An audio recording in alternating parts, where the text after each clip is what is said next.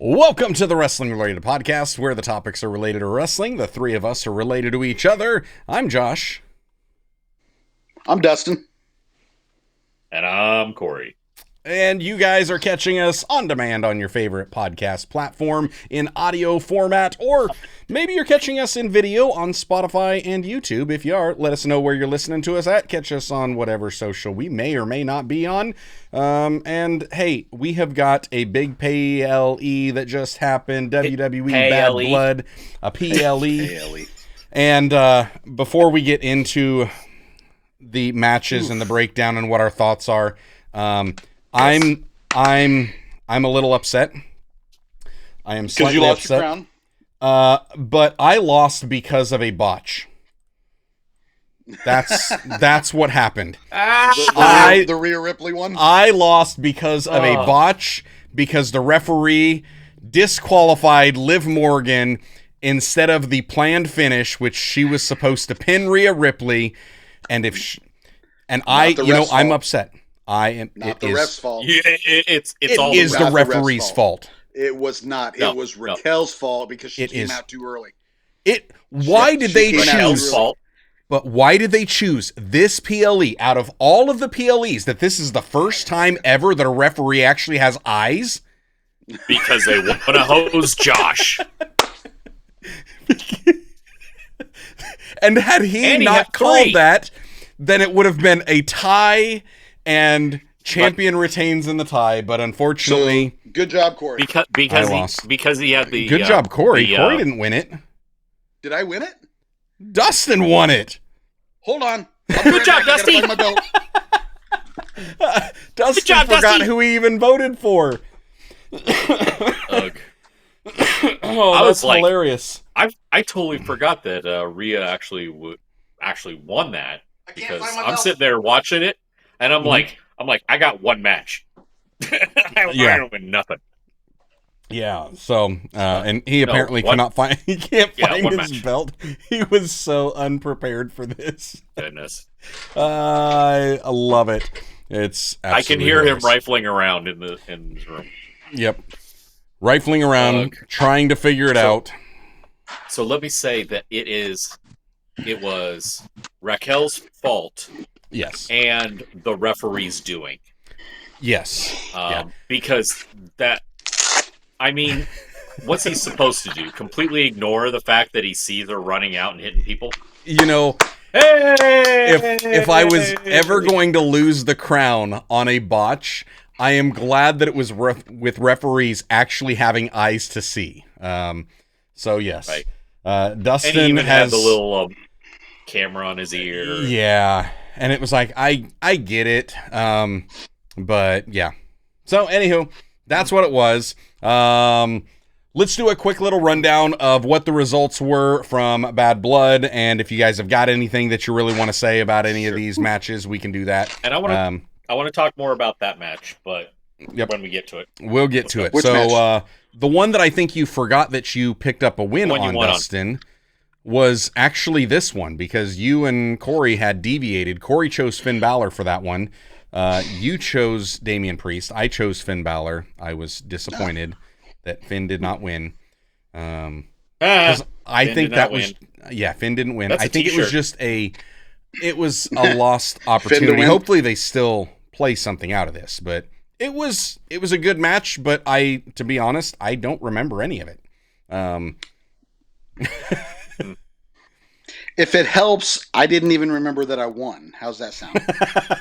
That's how memorable this match was. I remember that Finn had some weird marker Sharpie gimmick under his eye. Yeah, and I did remember that he stomped on Priest's stomach like 5 times. It was like a couple off the top, and then a couple off the just standing, and then it was like really weird.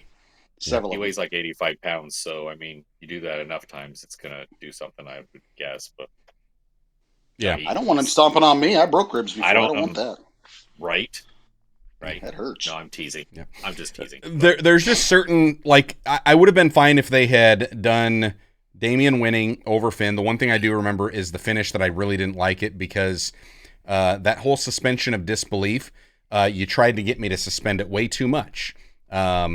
Because we constantly see when somebody gets double teamed, they just get double teamed and they go down to it. But this was a triple team with one of them distracting the referee, the other two doubling up on him, and he somehow still comes back, and I'm supposed to... It's building Damian up to be a Braun Breaker. And it's just like... Not believable. Like, instead, just... If they had one of the guys come out...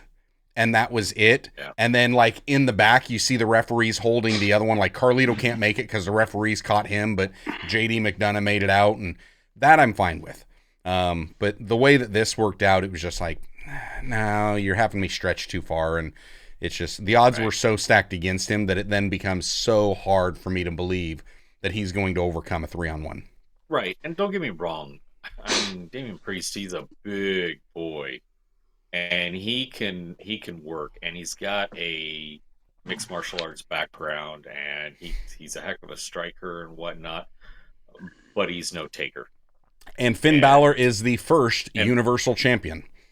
And Finn is no slouch. And I mean, Finn had a match against... Go with anybody.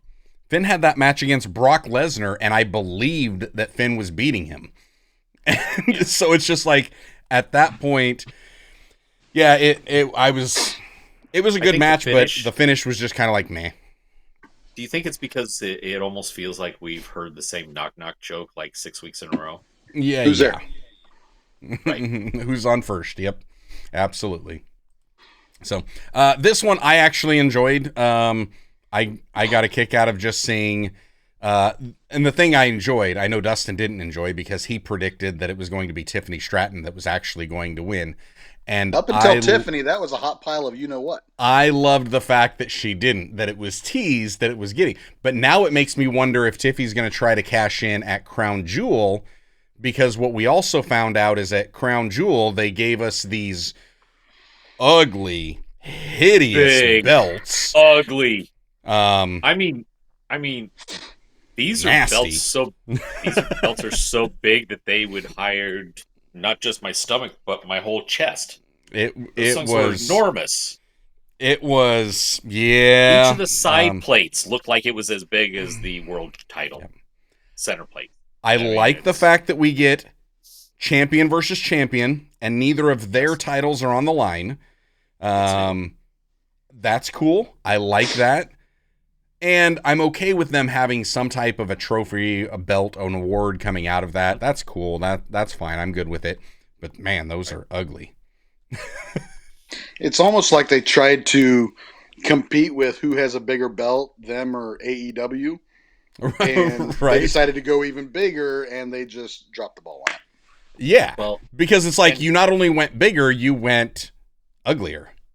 And that's the thing. It's like I say uglier, which then kind of alludes to that I think AEW's might be ugly, and I think that AEW's is one of the prettiest world titles that's out there right now.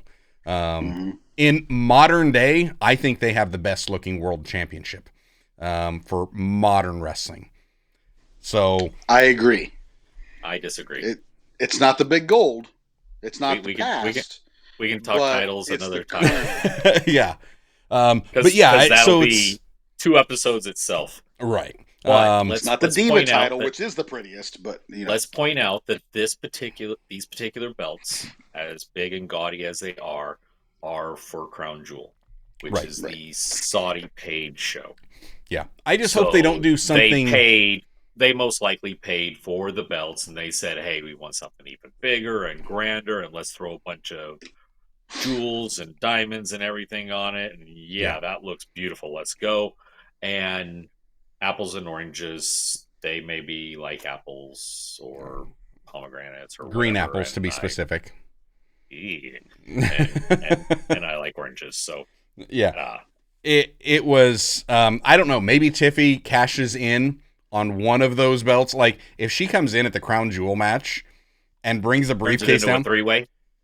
But then there's like any of those belts could be on the line. She could go for either one of theirs or even the Crown Jewel belt. That is That is the perfect time to cash in, because then you got an either or. Oh, I didn't say which one. Yeah. Or what if she cashed in on either Nia or Liv, wouldn't she actually win 2 belts if she won that? Because she would get their belt that is not on the line, but then she would also win that match at Crown Jewel, so she would get that one. My head hurts. Not necessarily. If Nia ended up beating down Liv so hard that Nia ends up winning, and then Tiffy comes in and pins Liv, she only gets the 1 belt. Yeah. And I could see something like that happening. It would be funny. I think the best scenario in that, future booking is not to go after Liv, but to go after Nia. Because I think that's just more intriguing. That type of a storyline. But anywho, I got a kick out of that at the finish. Other than that, the match was all right.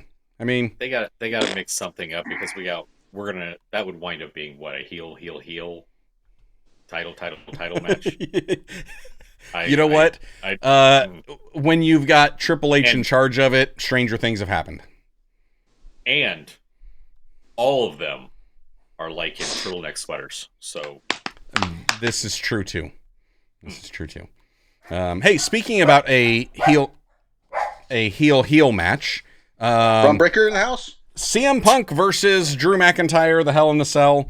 It was a good match. Good match. It was real good. It was very good.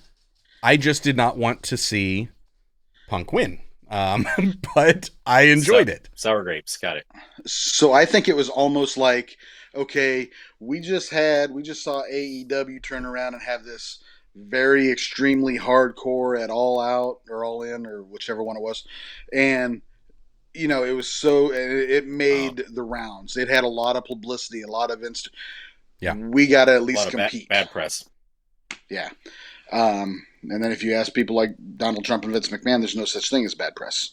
So, but the fact is, I think that was the match that they were trying to compete with. I thought the match was good. Yeah. I do real good. I do feel a little bit sorry for Drew. Yeah. Because there was no let's gimmick it. No, he got busted open the hard way by that toolbox and had to have what he had, like 12 or 14 stitches or something like that. But not only that, the missed Claymore to the ring steps. Oh, owie. Just eating that in the lower back. Owie. I'm like, I slept wrong the whole night. Dude. I couldn't breathe for 2 minutes. I rewound and tried to watch it, and had to watch it 3 times before I could exhale. Yeah. Here's the moment in that match that scared the living crap out of me. When the legs broke off the table and Punk grabs it and he turns around and he starts swinging down. That extra piece. Whoa. Punk did not even see that, and we almost witnessed a homicide. No. Oh my gosh. Or the backdrop on the table that was upside down. If you looked on the other side of the table, it had the screws and stuff sticking up where the leg was. Yeah. But he landed on that one side thing, and then he did it not once but twice. And I'm like, stay on that one side, stay on that one side. And that was part of the other reason why I was upset at that one referee for actually seeing something, because the referee in this match saw absolutely nothing. Nothing. And it's like, referee, that is your job. You go in and you get the stuff that is dangerous out of the way. Like, Punk lifts that up, you get in front of him and be like, no, this is in the way, and you're going to stab him. Like, you don't let that happen. With those moments being said, still really good. It was still very, very good. And somebody had made a comment. I don't remember where I heard it, otherwise I'd give them credit. But they had commented that it seemed like this Hell in the Cell, these two guys were able to bring the Hell in the Cell match back to the status that it should have had before all the years where they kept messing it up and doing the red cage and turning lights out and all this other craziness. Yeah, it brought it back to an actual end all be all match of this is the moment. And to me, I remember seeing that comment and I thought, well, it was 2 different Hell in a Cell matches that did that. It was the Seth Rollins and Cody Rhodes match with the torn pec, that one started by saying, we're going back to what the Hell in a Cell used to be. And then this one said, and we're back. And so it was like, that was those two felt different. That was the last one before this, right? I think so, yeah. Yeah. Woof. So, yeah. Which was still a painful one to watch. Yeah. But not because of the cage.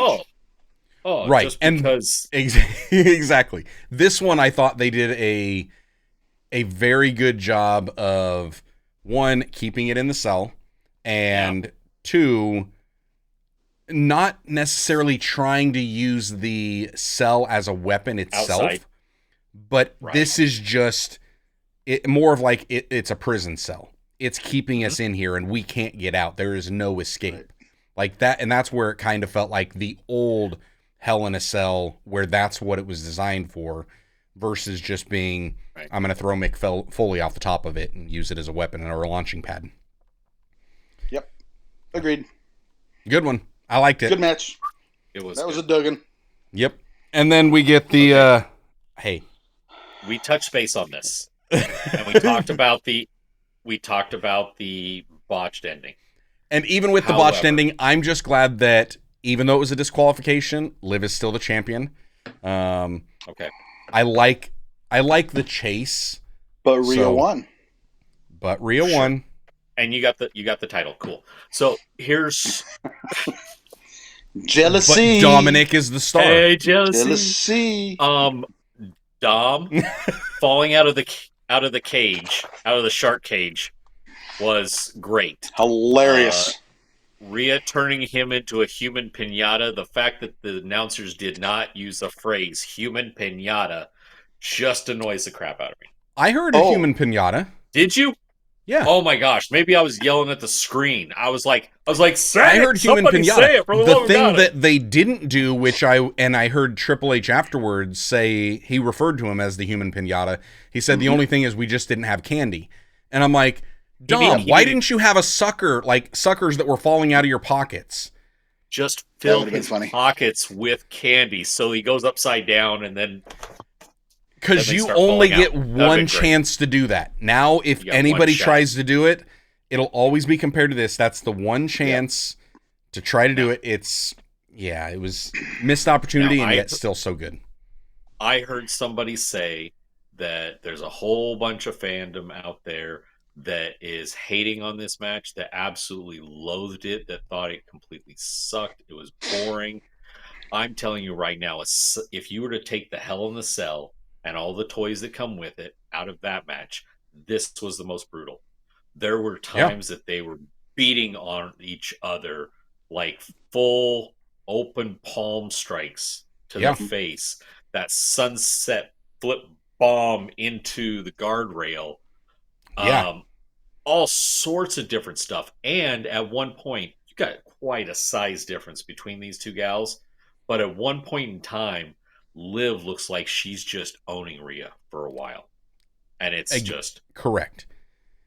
And that was the thing for the finisher on the floor, and then the run-in, which I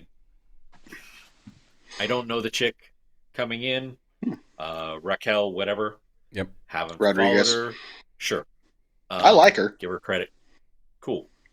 She needed a different top because I got bigger boobs, but yet I love the fact that size-wise she's bigger than Rhea.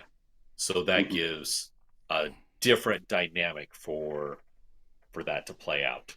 So and even with the DQ finish, it's good because this sets up Rhea versus Raquel. Right. Because which I'm she's still, okay, you won, but you don't have the belt. Right. And Liv's reign of terror just continues. And that's the thing that's beautiful about it. I loved it.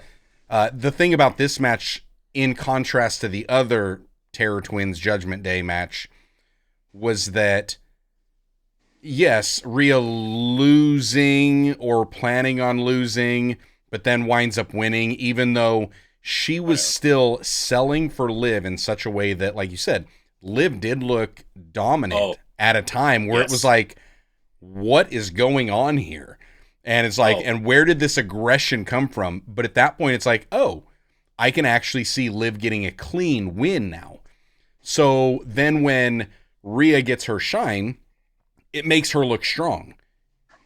Contrast that with Damian Priest, and it was like there was nothing in that match that made Finn look, I mean, other than a few the repeated, double stomps to the gut. Other than that, it was like there was really nothing where he was so up on Damian that it starts to get me to believe that this is actually going to happen. Like, I'm a minute and a half into that match, and I was like, oh, well, I predicted the wrong one here. Like, it was evident. With this one, I was like, oh, this one could go either way at any point in time. So that's where I really enjoyed the way that they built the match. I will probably watch this match again only as soon as Dom gets his Just Cummins, then I'll just stop watching at that point because whatever. But I mean, those gals took a beating, and Liv had some extra new moves in there that I hadn't seen out of her before, and it was just like, this was fun to watch. Yeah. And you're right, that sunset flip power bomb into the guardrail, like, that was like, ooh, that was an unnecessary bump. And she ate it. And let's give some props back to Rhea. She had two spots where she took a face plant right into the canvas, and it looked like she just ate it. Like, somehow broke her neck, her back, all in the same, but she's made of rubber, I guess. So it's just it was good. I really enjoyed that. Like, and yeah, for me, there were 3 matches that stood out. I mean, granted, there's only 5 matches on the whole card, but the 3 was this one, the Hell in a Cell, and the main event. And that one, right? It was more the drama than it was the actual work. Yeah, the actual wrestling. But the storytelling was better in this, as far as like the single match storytelling. Yeah, was better in this one. The dynamics, the whole drama, the build up, the hot tags, everything was good. Yep. I could have done without the entrances. We didn't need all the extra people around the ring, the band and the orchestra, and totally unnecessary. Get that out of there. You know what? Wrestling fans have been conditioned. You missed nothing. Wrestling fans have been conditioned to expect a 3-hour tour, PLE or pay-per-view. And when you only have 5 matches, you've got to have 30-minute filler time in between each match. So you got to do something. Otherwise, you just can't fill up the time. So, let's have bands. Speaking of the five match pay-per-views or PLEs, I saw a report, the reason why they do that. And it makes complete sense. Because, number one, it's a cost thing. Yeah. If you don't have to bring your whole roster to turn around like a WrestleMania, like a 2-day event, you only have this small handful of people, which means your travel expenses, your hotel expenses, all of that. Your merchandise is now focused on just these people. Sometimes with some other people there, but it's just a cost thing, which is very smart when it comes to smart for the company. It can be hard for the talent because then you're only going to get really the same people on the same PLEs over and over and over again. And then as far as these being an opportunity to sell more merch, that means fewer people are getting the opportunities to sell merch. So for the same people. Talent, it's not the talent's benefit is it's fewer days that they have to work. So that's a benefit in that regard to them. But for opportunity to earn money, it's less opportunity to earn money for the talent. Right. But for the company, it's a big upside for them. It's a cost-saving thing, which then for the talent, if the company is profitable, that means the company's going to be around a lot longer and they're going to have more opportunity to provide more.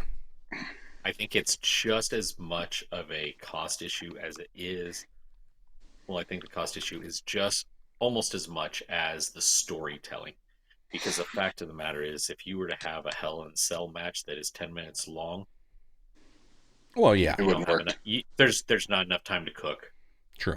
There's Well, and as far as the wrestlers not making more money, that type of thing, most of the wrestlers are under contracts anymore for like these bigger companies. So, there's a set amount that they're making, regardless of wins, losses, that type of thing. Yeah, yeah. They always talk about, if you win, guarantees. you're making this.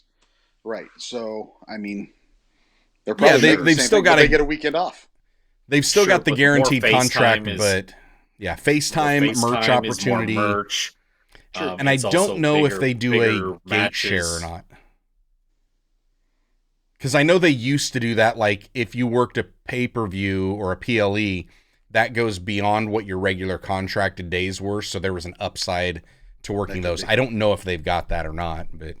and also you're talking about the more pay-per-views, more PLEs, more title matches, et cetera, at the end of 2, 4, 5 years when it comes to negotiation time and you want to stick around. Okay, now back up the money truck. Let's go. Right. And because the company is able to save more money, then that means they're going to have more money that they can use to retain talent or to bring in new talent down the road, which they've already been doing. So that's I like that it's not the same. Like, I like some of the smaller storytelling like these guys have got. Yes, obviously I'm fast forwarding through the 30 minutes of just in-ring entrances. But I also like the flip side of AEW where you give me, 10, 12 matches and it's just nonstop action to the point where I don't even get a chance to have a potty break. So it's just different. And I like the fact that there's a variety out there. And can we just say, Jimmy's back? Jimmy's back. Oh, Jimmy! That was beautiful. Loved it. Are we high-fiving? What are we doing? No. We're doing that focus thing again? When I first started catching back up and seeing the old school bloodline, out of all the people in the old school bloodline, I dislike Jimmy the most. What? However, old school bloodline, I dislike Jay the most. I dislike Jay the most. However, wasn't it Jimmy? Seeing Jimmy come out. Yeah. Hang on. However, seeing Jimmy come out, and I haven't gotten to that stuff yet, but seeing Jimmy come out, I was like, all right, business is about to pick up. Let's go. Yeah, it was good. Because, that whole thing as far as the current bloodline, I think they can just put a bag over Solo's face and then sell merch. Yep. I loved it. I loved the way that he appeared. I loved the way that he kind of hops in, does a couple little super kicks, hits a spear. It's like, this is cool. I'm enjoying it. And then afterwards, as they're exiting, that him and Roman are exiting, they start beating on Cody, and he's like, I'm with you, Oos. What are we doing? Yeah. You're my chief. Like, what are we doing? Yep. Are we going? Like, that whole thing, and I felt myself conflicted too, because it was like, I want them to go to his rescue, but at the same time, I don't. And it's like, and just to see that tension play out in Roman's face, and then when they do it, I was like, okay, that's cool. Yep. Yeah. And then you get the final boss coming out, and then it was like, ooh. So what was the whole for? I have no idea. Because Monday Night Raw, they cut that portion out. They didn't even show that portion on Monday Night Raw. They showed him coming out. They showed him doing the people's eyebrow. Sorry, you can't. Yeah. And then it was it. And then they cut it off. They didn't do the 1, 2, 3, 4 fingers across the throat thing. I don't know. Somebody, I can't remember who it was, but somebody in the Fed and post show or whatever said that they had messaged a coworker saying it's pretty simple. He's counting. He started like this, and then he's counting the people in the ring. But he went up to 4 and there was only 3. No, he went up to 3, and then he switched to 2 fingers, did the throat cut. Okay. Well, that makes sense then. And then the social media buzz that they were not allowed to talk about last night, or Monday night, or whatever night it was. Oh. About Cody Rhodes. And everything was over with, and confronting Kevin Owens. Yep.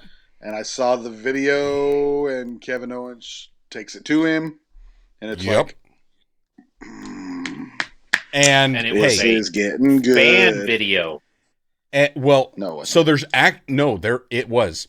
So there were, if you start looking out, you'll see multiple fan videos that are out there. Mm-hmm. And there was a report. But I also saw a production crew. There's a production crew there. But there was a report that came out that I was reading where they had asked Triple H about it. And basically it was said that, yes, we knew that the best way to make this go viral is if it goes viral on its own. Right. So let's just make sure that they happen to be in the area where the fans are already at, outside of the gates, trying to get an eye on them, hoping that they can get them.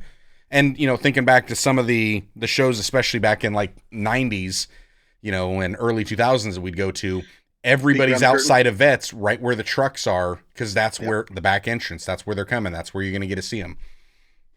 So, and that's just, I love it because that's them working the crowd.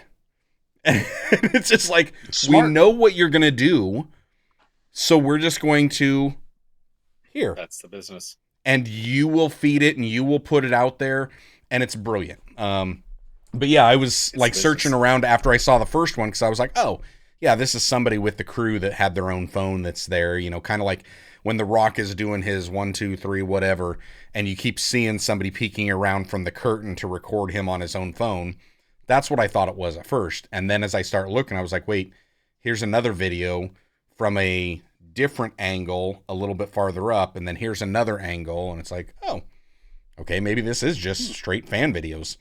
And that one may have been a planted video. It may have been somebody there, but the others, yeah, I don't know. So it was kind of interesting. It could have been any number of things, but yeah, I did like the fact that I saw that, because my biggest concern when I see The Rock coming out, and we've talked about this, where this is going to be setting up for Survivor Series War Games. At least that's what it feels like. We're going to get Bloodline versus Bloodline. Yep. And my concern was when they start having Roman and Cody tag, I don't want Cody involved in that match. And then when they come and they do the save on him, I was like, oh no, Cody's going to be involved in that match. Yep. But then when I see the KO beatdown on him, I was like, Cody's not going to be involved in that match. Because it's like, at this point, KO just took him completely out of it. He's like, no, we got something else. So, who winds up doing what? I don't know. I did see there was a video circling around with Zilla Fatu, and they asked if he acknowledges the tribal chief, and he's like, Roman's my tribal chief. I'm with the OTC. And it was like, you're not with Solo? And he's like, nope. And then they brought Braun Breaker on Monday night. They brought him back to turn on Jay. So does that mean they're going to flip the title back to Breaker, so that way Jay can come back with Jimmy and the Bloodline for War Games? I don't know. I have no idea. I saw a meme with Jay holding the IC title, and then a Jimmy with the US title, and I was like, yeah, I could be down with that. Yeah. I could be down with that. That'd be all right. Overall, good PLE, I thought. Yep.